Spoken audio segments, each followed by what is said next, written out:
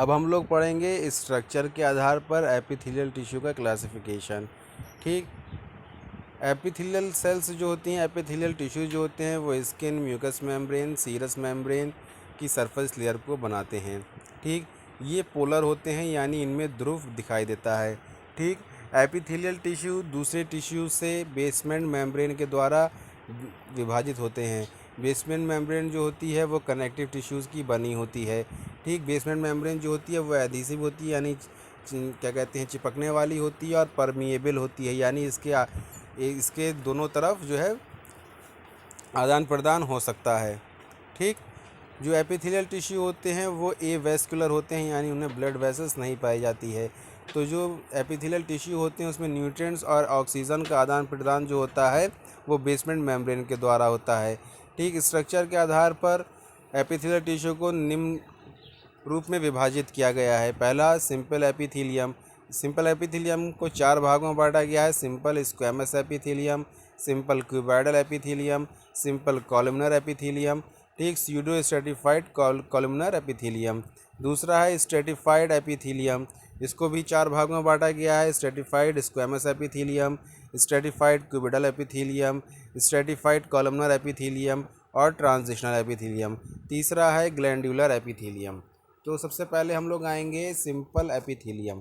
ठीक, simple epithelium क्या होती है? ये सिंगल लेयर होती है जिसको फर्दर डिवाइड किया गया है। पहला जो है इसका सिंपल स्क्वैमस एपिथेलियम।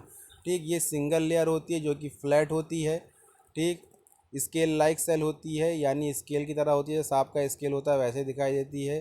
ठीक, इसमें जो सब्सटेंस का ट्रांसपोर्ट होता है वो डिफ्यूजन के माध्यम से होता है।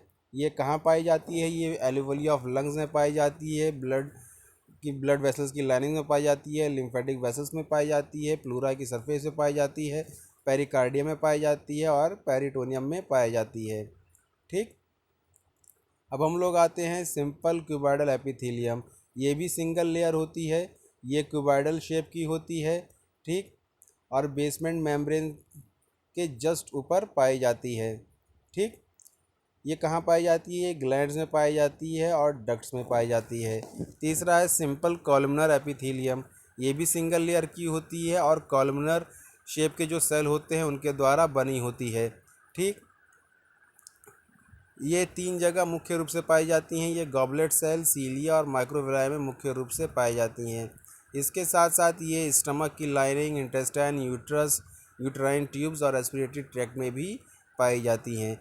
आप डायग्राम देख रहे होंगे, ये आपको डायग्राम बनाना पड़ेगा। ठीक, जिस शेप की वो है, जिस शेप की एपिथेलियल टिश्यू है उस शेप का डायग्राम बना हुआ है। जैसे सिंपल जो है वो स्केल के रूप में है, क्यूबॉइडल जो है वो क्यूब के रूप में है, कॉलमनर जो है वो कॉलम के रूप में है। ठीक, चौथी आती है स्यूडो स्ट्रेटिफाइड कॉलमनर एपिथेलियम। ठीक, इसको जो है pseudo stratified ciliated columnar epithelium भी कहते हैं। ये भी सिंगल लेयर की बनी होती है, लेकिन इसमें जो कॉलमनर शेप के सेल होते हैं वो इर्रेगुलर होते हैं।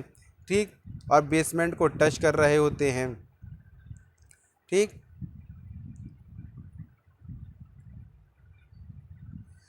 ठीक, जैसा कि आप इसमें देख रहे हैं, बेसमेंट मेम्ब्रेन है और कॉर्नर एपिथेलियल टिश्यू है, और ऊपर जो है वो हेयर लाइक स्ट्रक्चर है। ठीक, इसलिए इसका नाम क्या है? स्यूडो स्ट्रेटिफाइड कॉर्नर एपिथेलियम, यानी इसमें सीलिया भी जोड़ा जाता है। इसका दूसरा नाम क्या है? Pseudo stratified ciliated columnar epithelium. Cilia इसलिए कहा था क्योंकि इसमें हेयर पाए जाते हैं। ठीक, ये ये विभिन्न विभिन्न प्रकार के होते हैं। विभिन्न प्रकार के मतलब यानी एक जो सेल है दूसरे सेल से वेट के आधार पर डिफर करता है। ठीक, इनके जो न्यूक्लियस होते हैं वो ऑड और इरेगुलर लेवल्स में होते हैं। ठीक, और फॉल्स होते हैं, मतलब समझ में नहीं आते होंगे लेकिन फॉल्स होते हैं। ठीक, इसमें जो है बहुत सारे म्यूकस सिक्रेटिंग गॉबलेट सेल और सीलिया प्रेजेंट होती है। ठीक, ये कहाँ पाए जाते हैं? ये रेस्पिरेटरी सिस्टम में पाए जाते हैं, रिप्रोडक्टिव ऑर्गन्स में पाए जाते हैं, जैसे यूरेथ्रा। अब हम लोग आते हैं स्ट्रेटिफाइड एपिथेलियम पर। ठीक, स्ट्रेटिफाइड एपिथेलियम जो है, जो सेल्स का जो अरेंजमेंट होता है, ठीक, वो एक दूसरे के ऊपर होता है। ठीक, तो इसमें पहली आती है स्ट्रेटिफाइड स्क्वैमस एपिथेलियम। ये मल्टी लेयर्स की बनी होती है, फ्लैटेंड स्क्वैमस सेल की बनी होती है। ठीक, इसका जो सरफेस होता है वो फ्री होता है। ठीक, और ये शीट के रूप में आपको दिखाई देती है। ये दो प्रकार की होती है, एक होती है क्रेटिनाइज्ड स्ट्रेटिफाइड स्क्वेमस एपिथेलियम। ठीक, ये टफ क्रेटिन फाइबर की बनी हुई होती है। ठीक, इसके जो क्रेटिन फाइबर हैं वो उनके अंदर प्रोटेक्टिव क्वालिटीज़ होती है जो बॉडी सरफेस को कवर करके रखते हैं। दूसरा है नॉन क्रेटिनाइज्ड स्ट्रेटिफाइड स्क्वेमस एपिथेलियम। ठीक, इसके अंदर क्रेटिन नहीं होता है, लेकिन इसकी जो सरफेस होती है वो फ्री होती है और मॉइस्ट होती है, उस पर नमी पाई जाती है। इस तरह की जो एपिथेलियल टिश्यू है वो पाई जाती है वेजाइना, माउथ और ईसोफेगस में। ठीक, और ये भी प्रोटेक्शन का कार्य करती है। ठीक, दूसरी स्ट्रेटिफाइड एपिथेलियम है स्ट्रेटिफाइड क्यूबॉइडल एपिथेलियम। ठीक, ये जो लेयर होती है ये दो या उससे अधिक रोज में क्यूबॉइडल सेल अरेंज होते हैं। ठीक, ये बेसमेंट मेम्ब्रेन पर रैंडमली अरेंज होती है। ठीक, इनकी हाइट जो है स्क्वेमस कॉलमनर एपिथेलियल टिश्यू से जो है वो कम होती है। ये कहाँ पाई जाती है? फेरिंग्स में, स्वेट ग्लैंड्स के डक्ट में, एपिग्लॉटिस में, ये भी प्रोटेक्शन का कार्य करती है। ठीक, तीसरी आती है स्ट्रेटिफाइड कॉलमनर एपिथेलियम। ठीक, ये मल्टी लेयर्स की होती है। इसकी जो सेल होती है उसका जो शेप होता है वो कॉलमनर होता है। ठीक,